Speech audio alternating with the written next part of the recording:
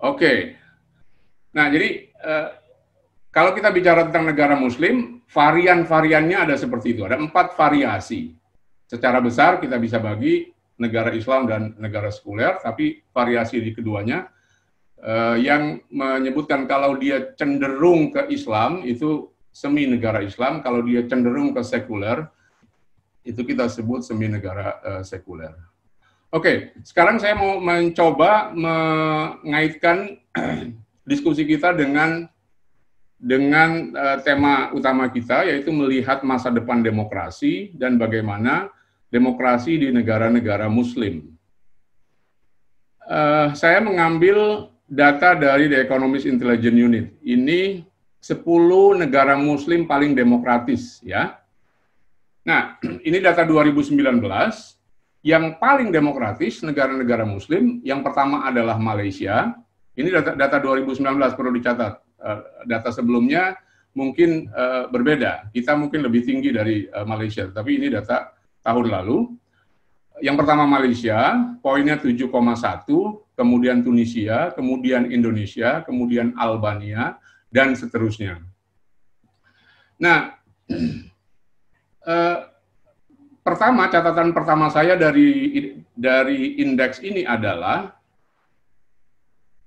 hal maksimal yang bisa dicapai oleh negara-negara Muslim, kalau merujuk pada data The Economist Intelligence Unit ini adalah demokrasi Indonesia, demokrasi negara Muslim adalah demokrasi yang cacat, flawed democracy. Jadi kan Economist Intelligence Unit itu membagi peringkat demokrasi itu pada 4 ya. Ada full democracy atau biasa disebut consolidated democracy, itu nilainya 8 sampai 10. Kemudian ada flawed democracy, demokrasi yang cacat, 6 sampai 7. Kemudian ada hybrid democracy, demokrasi campuran. Dia pada satu sisi demokrasi, tapi pada sisi lain kadang direcokin oleh tentara, oleh militer. Ini disebut sebagai hybrid demokrasi. Poinnya itu 4 sampai 5.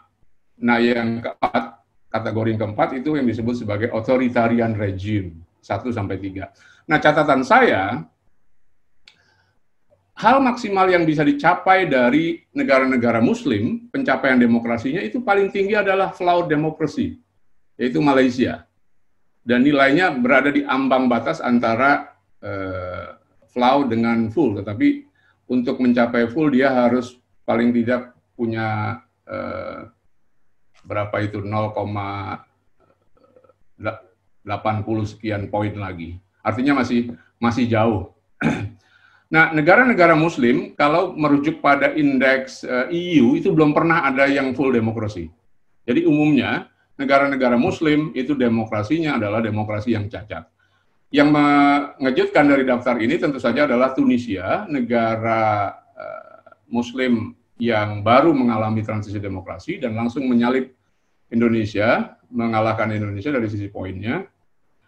Nah, ini yang penting, yang catatan pertama. Catatan kedua adalah tidak mesti negara yang tadi saya kategorikan sebagai negara sekuler itu masuk atau bisa otomatis menjalankan demokrasi. Negara-negara yang saya sebutkan tadi, misalnya kayak Turki, Uzbekistan, Senegal, Guinea, Gambia, dan lain-lain, itu tidak berada di dalam 10 peringkat ini. Mungkin ada nih Senegal ya. Senegal ya. Dan peringkatnya berada di bawah negara Islam atau semi negara sekuler. Yang ingin saya katakan adalah tidak serta-merta negara yang konstitusinya sekuler itu bisa menjalankan demokrasi dengan baik. Oke? Nah, ini 10 negara Muslim paling demokratis. Sekarang saya mau memperlihatkan 10 negara Muslim paling tidak demokratis. Kalau kita lihat negara-negara yang usual suspect ya di Timur Tengah, sebagian negara di Timur Tengah, terutama negara-negara yang terkena konflik seperti Yaman, kemudian Libya. Kita tahu Libya pernah dirundung konflik cukup lama, perang saudara. Iran juga sering bermasalah. kemudian juga Suriah. Nah, negara-negara ini itu tidak mampu keluar dari apa yang disebut sebagai authoritarian regime.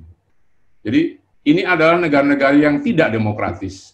Dan sebagian besar negara-negara Muslim itu berada pada wilayah either hybrid democracy atau authoritarian regime. Itu sebagian besar masuk ke dua kategori itu.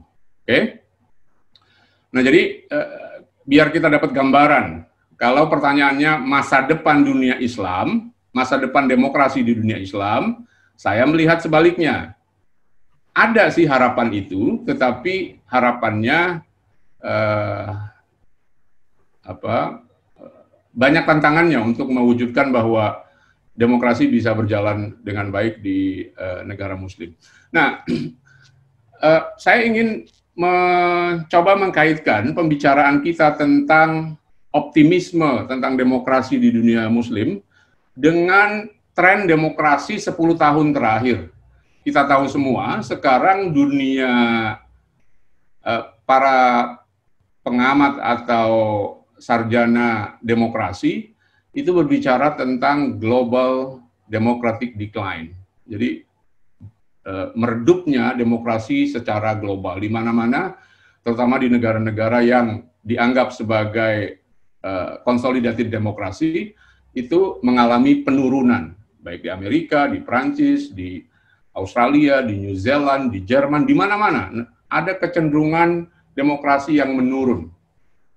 Nah, bagaimana dengan dunia Islam? Bagaimana dengan demokrasi di negara-negara Muslim? Saya melihatnya dari 50 negara yang saya lihat trennya selama 10 tahun terakhir, itu boleh dibilang sebagian trennya naik, sebagian trennya turun, ya.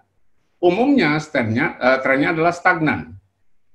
Nah, karena itu di sini ada berapa ini? 1, 2, 3, 4, 5, 6, 7. Ada 7 negara yang saya ambil yang trennya stagnan atau cenderung menurun selama 10 tahun terakhir, 2008 sampai 2009. Nah, kita lihat misalnya Indonesia, skornya meskipun tidak terlalu besar, tetapi ada kecenderungan menurun. Mild decline. Saya sih lebih senang menyebutnya Indonesia stagnan demokrasinya. Terjadi stagnan sejak 2006. Kalau kata Markus Mietzer, Indonesia itu demokrasinya pernah naik sampai 2006. Itu poin tertinggi yang direkam oleh banyak lembaga indeks demokrasi. Setelah 2006 mengalami penurunan atau turun naik yang nggak pernah melampaui skor tahun 2006. Nah, karena itu saya lebih senang menyebutnya Indonesia sebagai negara yang demokrasinya stagnan. Kemudian juga kita melihat ada Mali. Mali ini dulu the exception within the exception. Jadi negara yang satu-satunya negara Muslim di Afrika sebelum ada kudeta militer yang demokratis. Dari tahun 90-an awal, Mali sudah menjadi negara demokratis. Kemudian ada Turki.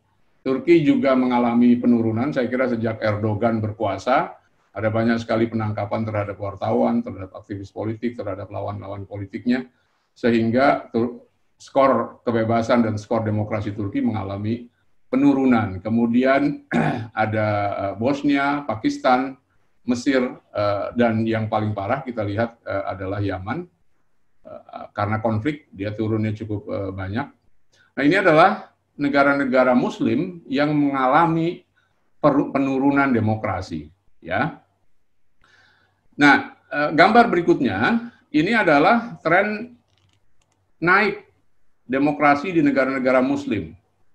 Jumlahnya tidak banyak. Ada 1-2 lagi, tetapi sangat tipis naiknya. Jadi saya tidak masukkan di sini. Secara umum, demokrasi Muslim, negara-negara Muslim yang demokrasinya naik itu kurang dari 10 lah, yang naiknya cukup lumayan. Yang paling mencolok tentu saja adalah Tunisia. Tunisia itu 10 tahun lalu skornya itu 2,7, sekarang skornya 6,7. Kedua tertinggi di negara-negara Muslim.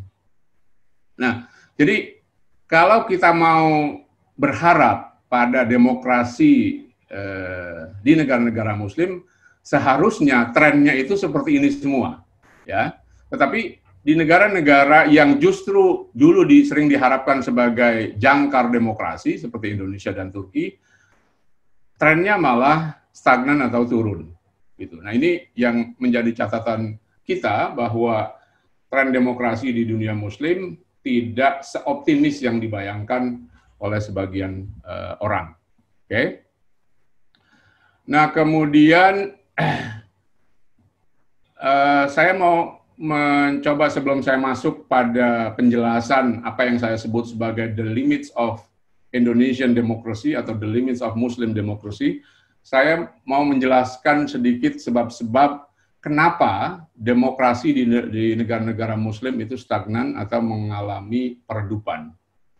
Ada banyak sekali artikel dalam 10 atau 15 tahun terakhir, sebagian besar, boleh saya bilang mungkin sekitar 70-80% itu ditulis oleh para sarjana yang basisnya di Australia, khususnya di ANU, di Australian National University. Mereka produktif sekali menulis artikel-artikel tentang democratic decline di Indonesia. Saya baca hampir semua artikel tentang democratic decline yang ditulis oleh para sarjana dalam waktu 15 tahun terakhir. Nah, ini adalah beberapa sebab yang mereka kemukakan kenapa demokrasi di Indonesia itu rankingnya atau skornya itu menurun. Ada yang menyalahkan bangkitnya populisme Islam, ada yang menyalahkan bangkitnya konservatisme Islam atau yang biasa disebut sebagai conservative turn. Ada beberapa tulisan, nanti akan saya sertakan linknya atau bibliografinya. Nah, ini sebab yang pertama, jadi kebangkitan radikalisme Islam, kebangkitan populisme Islam ini memberikan pengaruh pada democratic decline. Tentu saja ada penjelasan yang lebih detail, tetapi umumnya mereka memberikan atau memperlihatkan ini sebagai sebab langsung dari democratic decline. Kemudian ada beberapa artikel yang merujuk tentang religious violence, tentang communal conflict. Ini yang membuat demokrasi di Indonesia tidak berjalan dengan baik. Ada masalah-masalah yang sejak reformasi itu terus menjadi PR besar demokrasi kita. Kemudian ada yang misalnya tulisan Eva Warburton dan Markus Mitzer, bahkan mereka menggunakan judul illiberal eksekutif atau illiberal government. Pemerintah yang mengambil tindakan-tindakan tidak liberal untuk memberangus musuh-musuh politik. Kita tahu dalam 3 tahun terakhir terjadi banyak sekali penangkapan terhadap aktivis, terhadap lawan politik. Misalnya orang seperti Ahmad Dhani ditangkap simply karena Ahmad Dhani pendukung Prabowo. Kan kalau dilihat kasusnya itu sepele sekali, yang menurut saya tidak layak dia dihukum. Tetapi karena dia berada di seberang Pak kubu Jokowi dan dianggap berbahaya, maka dia diperkarakan. Nah, kasus-kasus seperti Ahmad Dhani ini cukup banyak, dan ini yang menjadikan yang disebut oleh Markus sebagai illiberal measure by government. Nah, kemudian yang terakhir, sebab yang sering dikemukakan adalah para elit politik yang tidak cukup liberal. Elit politik ini bukan hanya pemerintah, tetapi juga elit-elit politik lain, termasuk di kalangan legislatif, yang mencoba menggunakan cara-cara yang inovatif. Ini istilah authoritarian innovation sebetulnya adalah meminjam dari istilah lawannya, yaitu democracy innovation. Jadi dulu lembaga tempat saya bekerja, National Endowment for Democracy, itu sering kali menciptakan istilah-istilah baru. Salah satunya adalah democratic innovation, bahwa demokrasi itu menyebar begitu luas karena ada orang-orang yang kreatif untuk menyebarkan dan menularkan demokrasi ke sebanyak mungkin orang. Nah, sebaliknya adalah kelompok para autokrat, orang-orang yang di kepalanya menyimpan semangat otoritarian itu menggunakan cara-cara cara-cara yang sedikit inovatif agar mereka bisa merawat keotoritariannya, kira-kira gitu. Nah, contohnya adalah apa yang dilakukan oleh misalnya DPR. Tentu kita semua ingat ketika DPR mencoba mengusulkan agar GBHN dikembalikan, dan ujung dari diskusi tentang pengembalian GBHN adalah menghentikan atau membatalkan pemilihan langsung. Itu kan cara-cara yang otoritarian dan innovation. Jadi kelihatannya demokratis, tetapi sesungguhnya di balik itu tidak demokratis. Nah, ini nanti bisa saya share, ini artikel-artikel yang berbicara tentang democratic decline. Kalau Anda Google, di Google Scholar, kata kuncinya adalah democratic decline Indonesia, itu banyak sekali artikel-artikel yang menjelaskan tentang kenapa terjadi penurunan di demokrasi Indonesia. Ini beberapa artikel yang saya sebutkan di sini. Oke, nah sekarang saya mau ke bagian terakhir. Tadi saya sebutkan di awal bahwa demokrasi di negara-negara Muslim itu punya keterbatasan. Khususnya kalau kita melihat dari 4 kategori tadi, saya lebih melihat negara-negara yang konstitusi atau kuasi konstitusinya bermasalah, atau legal sistemnya bermasalah. Negara-negara yang sekuler yang ada sekitar 15 tadi, itu secara potensial, atau mereka cukup potensial bisa menjalankan demokrasi. Gitu. Artinya konstitusinya umumnya sudah siap dengan demokrasi, cuma biasanya mendapatkan pemimpin yang tidak liberal, yang kurang demokratis, sehingga kemudian memimpin dengan cara-cara yang otoriter. Nah, umumnya demokrasi-demokrasi di negara Muslim itu punya kecenderungan yang religius. Ini yang disebut oleh Sesari tadi sebagai unsecular democracies.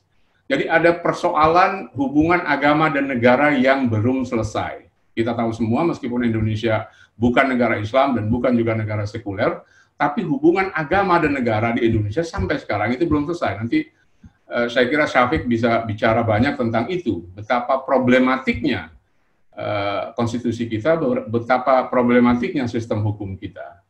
Turunan dari konstitusi yang problematis adalah institusionalisasi di dalam negara yang problematis, adanya Departemen Agama, adanya MUI, adanya lembaga-lembaga agama yang menjadi penjaga ortodoksi dan seterusnya. Ini yang menjadi problem kalau kita bicara tentang masa depan demokrasi di dunia Islam. Nah, jadi yang pertama menurut saya, konstitusi yang tidak liberal itu menjadi kendala utama buat demokrasi di negara Muslim. Kalau negara Muslim ingin demokrasinya penuh, ingin demokrasinya sukses, melampaui skor 7 ya, kalau ukurannya Economist Intelligence Unit, kalau mau dapat nilai 8 ke atas, maka yang harus diberesin pertama adalah konstitusi. Ini penting sekali. Sekali lagi harus saya katakan di sini, konstitusi yang sekuler tidak menjamin negara menjadi demokrasi. Tetapi konstitusi yang punya kendala itu akan lebih sulit lagi untuk mencapai demokrasi. Gitu. Saya ingin mengutip Robert Dahl. Robert Dahl itu menulis buku bagus sekali, judulnya How Democracy is the American Constitution. Jadi seberapa demokrasi konstitusi Amerika. Dia mempelajari demokrasi konstitusi Amerika dan menemukan ada seven shortcomings, ada 7 kekurangan dari demokrasi Amerika sepanjang sejarahnya, yang kemudian lewat proses amandemen beberapa kali. Amerika selama sejarahnya itu telah melakukan 27 kali amandemen. Salah satunya adalah mengamandemen 27 shortcoming yang ada di dalam konstitusi Amerika ini. Nah, kata Robert Dahl, selama 7 poin ini ada di dalam konstitusi Amerika, Amerika tidak layak disebut sebagai demokrasi. Demokrasi penuh maksudnya.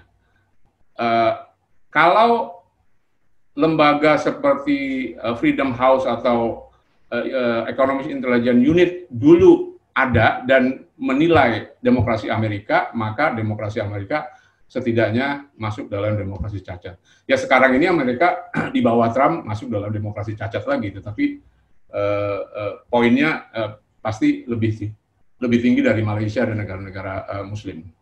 Ini hanya temporer saja karena Amerika lagi sial aja mendapatkan pemimpin yang tidak demokratis, kurang liberal. Oke, nah jadi masalah yang paling penting, tantangan utama di dalam konstitusi negara-negara Muslim adalah pelibatan agama yang begitu besar, khususnya Islam. Di Indonesia ini, Indonesia unik banget. Indonesia itu tidak menyebutkan Islam di dalam konstitusinya, tetapi menyebutkan agama. Ini unik. Kita harus membaca kembali perdebatan tentang konstitusi. Ada buku yang ditulis oleh teman kita, Ismatul Rofi. Saya sarankan Anda membaca buku itu, bagus banget itu dari disertasi. Menurut saya diskusi yang paling komprehensif tentang Pancasila, khususnya tentang sila pertama ketuhanan yang Maha Esa. Dan itu menjadi problem utama sepanjang sejarah kebangsaan kita. Nah, dari sana kemudian turunannya adalah ada Departemen Agama, ada lembaga-lembaga agama yang cenderung menjaga ortodoksi dan seterusnya. Nah, mulanya adalah dari ketidakberesan atau ketidakjelasan duduk perkara agama di dalam konstitusi. Meskipun Islam tidak disebutkan, tetapi agama itu selalu dipahami oleh kelompok mayoritas, yaitu Muslim. Lebih jauhnya saya sarankan Anda untuk baca bukunya Ismatul Rofi. Nah, kemudian yang terakhir, biar tidak berpanjang lebar, adalah produk-produk hukum yang tidak liberal. Ini banyak sekali, dan apa yang saya sebutkan tadi di sini nih, di sebab-sebab stagnannya demokrasi di Indonesia, itu sebagian besar itu sumbernya adalah di produk-produk hukum yang tidak liberal. Misalnya, kalau kita bicara tentang Ahmad Dhani, itu dia dijerat dengan hukum undang-undang ITE. Kasus Ahok yang sangat fenomenal, itu dijerat dengan undang-undang blasphemy law atau penodaan agama. Ya. Kemudian pembubaran Hizbut Tahrir itu dijerat oleh undang-undang ormas, organisasi masyarakat. Jadi produk hukum kita itu betul-betul tidak liberal, anti demokrasi. Selama kita masih memiliki undang-undang yang seperti itu, maka akan sangat sulit kita bisa naik kelas, kita bisa memperbaiki kualitas demokrasi kita. Karena dengan sangat mudah undang-undang ini akan digunakan oleh penguasa, oleh orang-orang yang kurang toleran atau kurang liberal untuk menangkap atau memenjarakan lawan politik atau orang-orang yang dianggap berbeda.